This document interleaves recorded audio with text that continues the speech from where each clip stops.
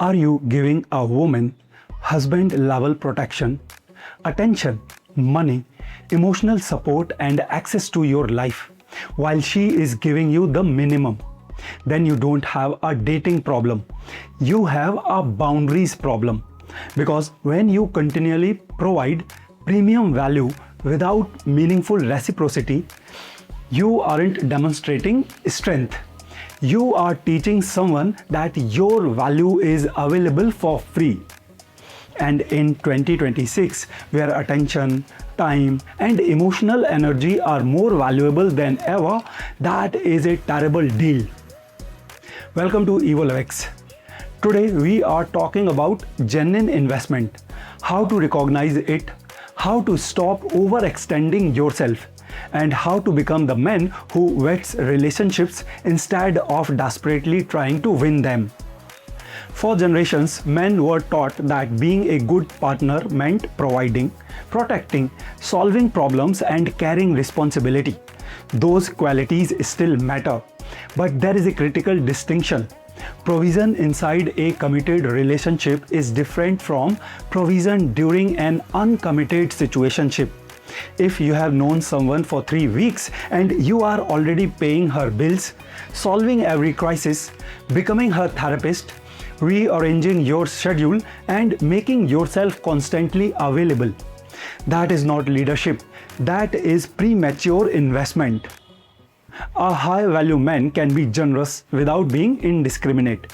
He protects what he has committed to protect. He invests where there is evidence of character, loyalty, respect, and reciprocity. You don't hand someone the keys to your empire because they smiled at the gate. Access should follow evidence.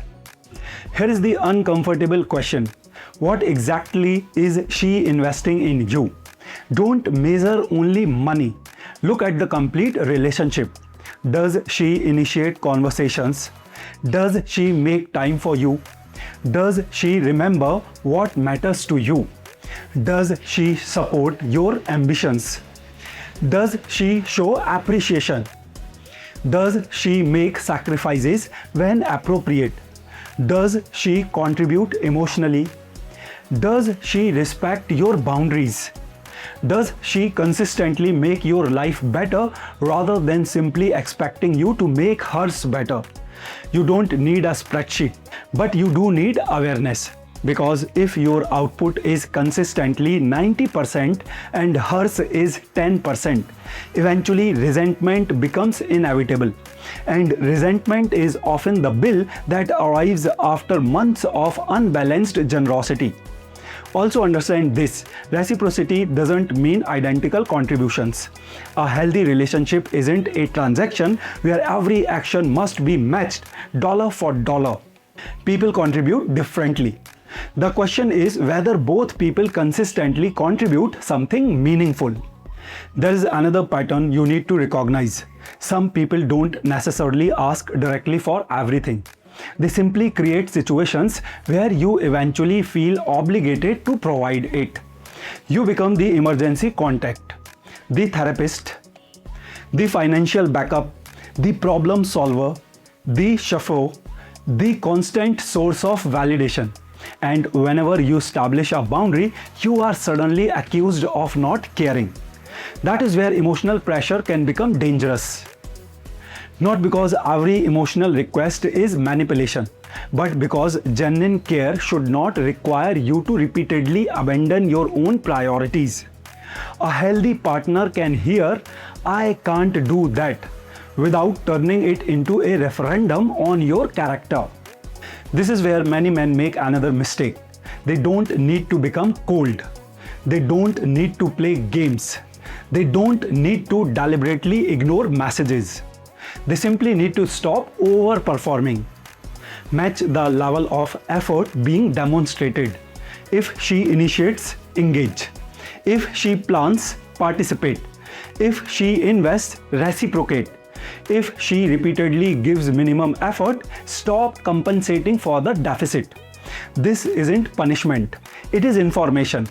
When you stop carrying the entire relationship, you finally get to see whether there was actually a relationship underneath your effort.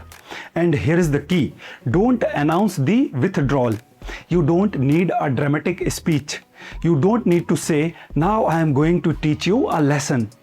Simply return your attention to your own priorities: your work, your health, your friendships, your mission, your growth, your peace. If she steps forward, you have information. If she disappears, you also have information. Either way, you win clarity. Your most valuable assets aren't just money. They are time, attention, energy, and focus. You only get a finite amount of each. So stop treating access to them as unlimited. Your husband's energy should not be the introductory offer. It should be the result of earned trust and demonstrated commitment. There is a difference between being generous and being desperate. Generosity says, "I have value and I choose where to invest it." Neediness says, "I will give you everything because I am afraid you'll leave." One comes from abundance, the other comes from fear. And fear is a terrible foundation for a relationship. The biggest psychological shift isn't becoming more dominant over women. It is becoming more disciplined with yourself. Stop asking, "How do I make her choose me?" Start asking, "Is she actually someone I should choose?" That is vetting. You are not interviewing for the position of boyfriend or husband. You are evaluating whether someone deserves a long-term position in your life. And that position should come with standards: character, loyalty, respect, consistency, emotional maturity, reciprocity, peace. Because your peace matters, your mission matters, your future matters. And no relationship is worth destroying those things simply because you are afraid to walk away. The strongest man isn't the man who gives nothing, and he isn't the man who gives everything. He is the man who knows when, why, and to whom he should give. Protect your generosity, protect your attention, protect your resources, and most importantly, protect the years of your life that you can never recover. Don't become emotionally unavailable. Become appropriately available. Don't stop loving. Stop overinvesting before commitment has been demonstrated. Don't manipulate someone by withdrawing. Simply stop giving more than the relationship has earned. Then take the energy you have been wasting and redirect it. Build your body. Build your business. Build your skills. Build your network. Build your character, build your future, and when the right woman appears, you won't need to convince her of your value, because you'll already have built a life that has value. The goal isn't to get women to chase you.